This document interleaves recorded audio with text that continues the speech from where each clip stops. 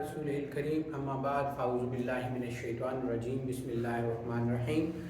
नाज़रीन, हमारी वीडियो चल रही थी, मौजू हमारा जो है वो चल रहा था। इस वीडियो के अंदर तावीज़ के हवाले से हमने अहादीस सुनी।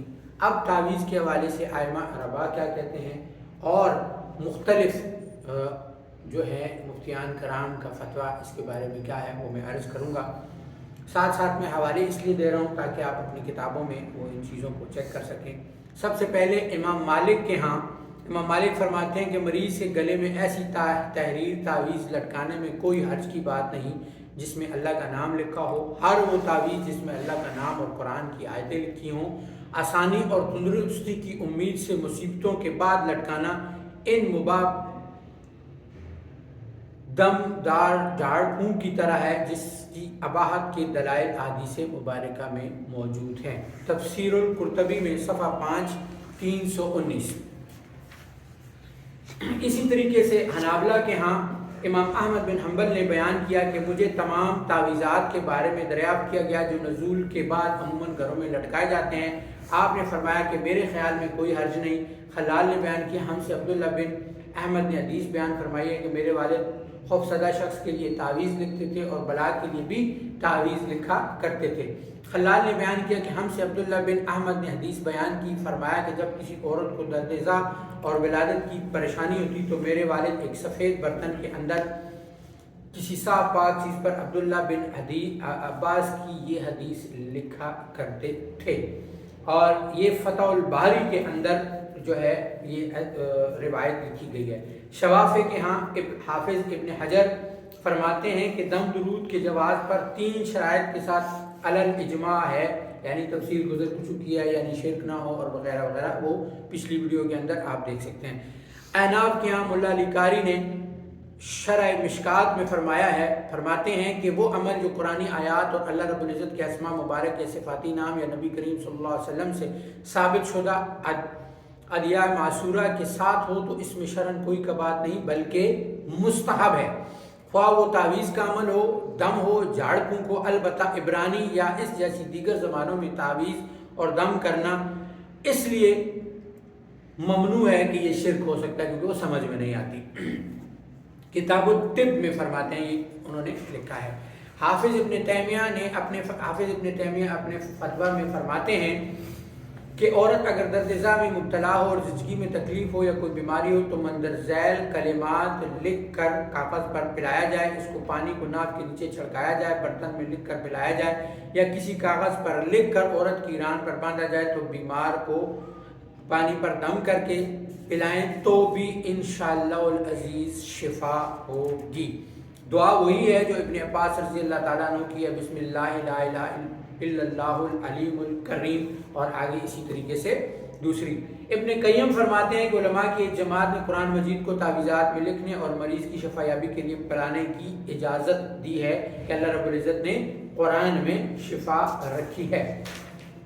इसी तरीके से फुक़हा जो हैं अल्लामा शेख बदरुद्दीन शिबली फरमाते हैं कि आयतों की और अज़कार के ख़ास फ़र्क हैं। इससे सिर्फ वो शख्स इनकार कर सकता है जिसका अक़ीदा बेकार हो, लेकिन इसको सिर्फ उलमा ही जान सकते हैं क्योंकि इसमें 15 नसीहतें हैं। इसी तरीके से जो है आगे हम आपको मुख्तलिफ़ फतावाजात जो उलमा ने लिखे हैं, उर्दू फतावाजात, उनमें भी दिखा सकते हैं, बता सकते हैं। मुफ्ती आज़म दारुल उलूम देवबंद मुफ्ती अजीज़ुर रहमान साहब फरमाते हैं अल्लाह के नाम और दुआओं से तावीज़ का जवाज़ साबित है। मरक़ात शरह मिशकात में इसका जवाज़ नकल किया गया है। बस ज़ैद का मुतलक तावीज़ लिखने और बांधने को मना करना खिलाफ इजमा है। नवाब कुतुबुद्दीन दहलवी फरमाते हैं लिहाजा ऐसे तावीज़ और गंडे वगैरह जो अस्माए इलाहिया और आयात कुरानिया पर मुश्तमिल हों वो हुर्मत हुक्म से खारिज हैं बल्कि इनका मुस्तहब होना साबित है। इनकी बरकत से हुसूल मकसद की एक उम्मीद की जा सकती है। मुफ्ती महमूदुल हसन गंगोई फतावाए मोहम्मदिया में फरमाते हैं हकीकी नफ़ा व ज़र तो अल्लाह ताला के कब्ज़ा कुदरत में है, मगर जिस तरह ग़ज़ा और दवा में अल्लाह ताला ने असर रखा है इसी तरह तावीज़ात में भी अल्लाह ही ने असर रखा है। लेकिन किसी चीज़ को खुदावंद ताला की तरफ नफ़ा व ज़रर का मालिक तस्वुर कर लेना जायज़ नहीं। फ़क़्त दुआ पर एतमाद करना आला मकाम है जिसको जो نصیب ہو جائے۔ آخری مولانا محمد یوسف لدھیانی رحمۃ اللہ علیہ فرماتے ہیں شریعت نے ان تعویذات کی اجازت دی ہے جن میں شرکی الفاظ نہ ہوں یا شرک کا وام نہ ہوتا ہو، چنانچہ ایسے تعویذات جو شرکیہ یا جن سے شرک کی بو آتی ہو شرعاً ناجائز ہے۔ اور بھی بہت سارے جو ہیں اس کے اندر جو ہیں میرے پاس حوالے موجود ہیں، لیکن وقت کی کمی ہے۔ حضرت امام الہند امام شاہ ولی اللہ احمد دہلوی نے القول الجمیل کے نام سے عملیات پر مستقل کتاب لکھی ہے، ٹھیک ہے۔